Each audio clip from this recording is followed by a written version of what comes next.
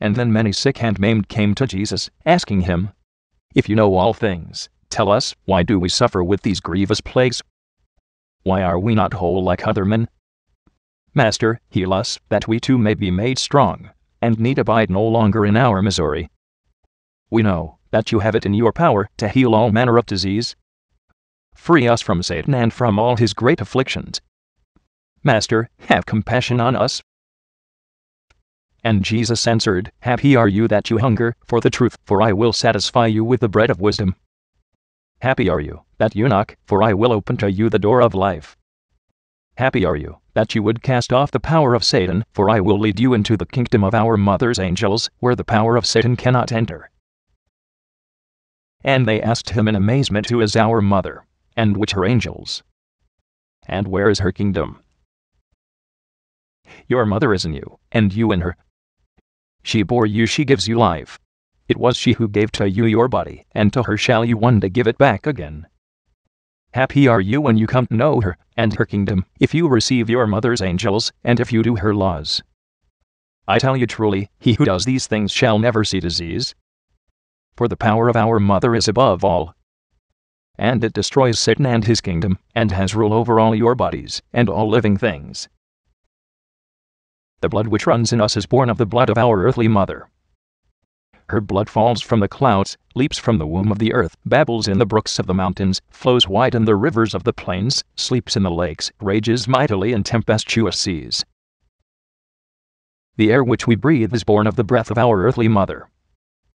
Her breath is azure in the heights of the heavens, sows in the tops of the mountains, whispers the leaves of the forest, blows over the cornfields, slumbers in the deep valleys, burns hot in the desert. The hardness of our bones is born of the bones of our earthly mother, of the rocks, and of the stones. They stand naked to the heavens on the tops of mountains, are as giants that lie sleeping on the sides of the mountains, as idols set in the desert, and are hidden in the deepness of the earth. The tenderness of our flesh is born of the flesh of our earthly mother, whose flesh waxes yellow and red in the fruits of the trees, and nurtures us in the furrows of the fields. Our bowels are born of the bowels of our earthly mother, and are hid from our eyes, like the invisible depths of the earth. The light of our eyes, the hearing of our ears, both are born of the colors and the sounds of our earthly mother, which enclose us about, as the waves of the sea, a fish, as the eddying air a bird. I tell you in very truth, man is the son of the earthly mother, and from her did the Son of Man receive his whole body, even as the body of the newborn babe is born of the womb of his mother. I tell you truly, you are one with the earthly mother. She is in you, and you in her. Of her were you born, in her do you live, and to her shall you return again. Keep, therefore, her laws, for none can live long, neither be happy, but he who honors his earthly mother, and does her laws. For your breath is her breath, your blood her blood, your bone her bone, your flesh her flesh, your bowels her bowels, your eyes, and your ears are her eyes, and her ears. I tell you truly, should you fail to keep but one only of all these laws, should you harm but one only of all your body's members, you shall be utterly lost in your grievous sickness, and there shall be weeping and gnashing of teeth. I tell you, unless you follow the laws of your mother, you can in no wise escape death. And he who clings to the laws of his mother, to him shall his mother cling also. She shall heal all his plagues, and he shall never become sick. She gives him long life, and protects him from all afflictions, from fire, from water, from the bite of venomous serpents. For your mother bore you, keeps life within you. She has given you her body, and none but she heals you. Happy is he who loves his mother, and lies quietly in her bosom. For your mother loves you, even when you turn away from her. And how much more shall she love you, if you turn to her again? I tell you truly, very great is her love, greater than the greatest of mountains, deeper than the deepest seas. And those who love their mother, she never deserts them.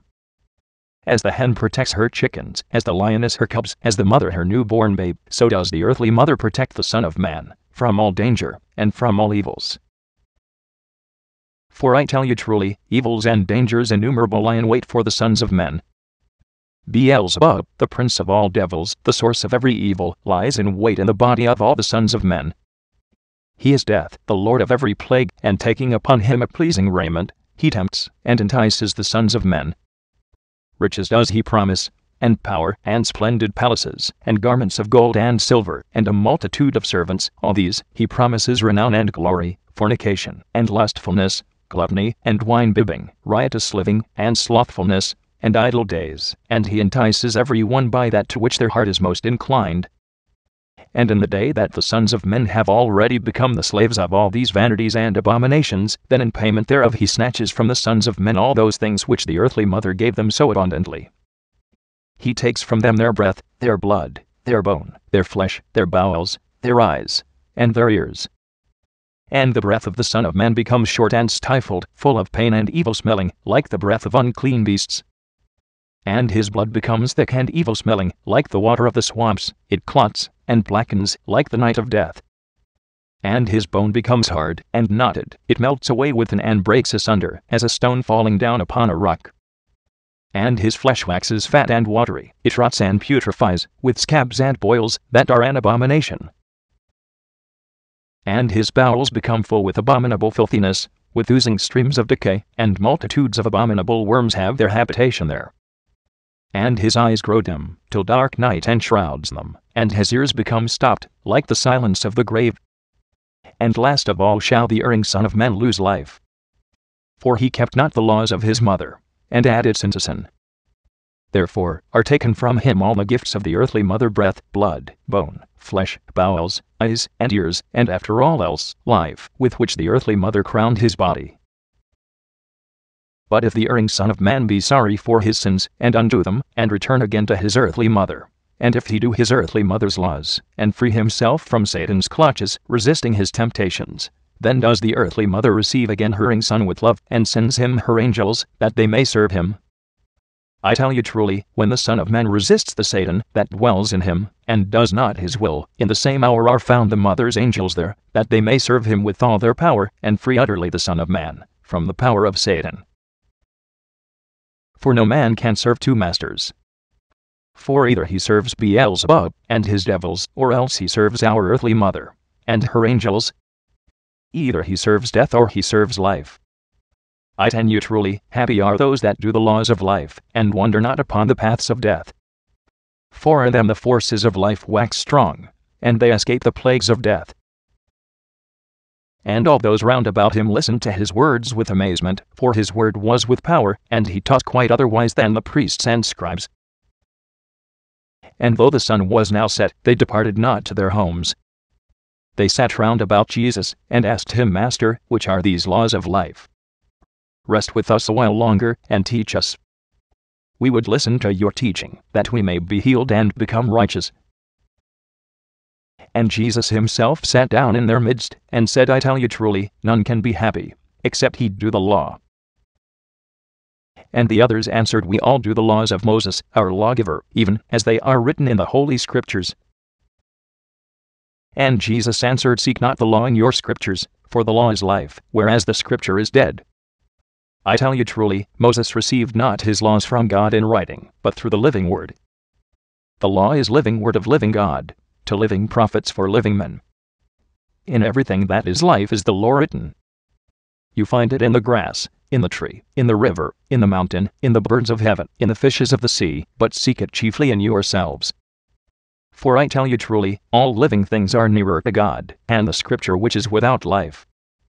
God so made life, and all living things, that they might by the everlasting word teach the laws of the true God to man.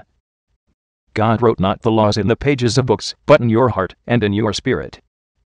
They are in your breath, your blood, your bone, in your flesh, your bowels, your eyes, your ears, and in every little part of your body. They are present in the air, in the water, in the earth, in the plants, in the sunbeams, in the depths, and in the heights. They all speak to you that you may understand the tongue and the will of the living God. But you shut your eyes that you may not see, and you shut your ears that you may not hear. I tell you truly, that the Scripture is the work of man, but life and all its hosts are the work of our God. Wherefore do you not listen to the words of God which are written in his works? And wherefore do you study the dead Scriptures which are the work of the hands of men?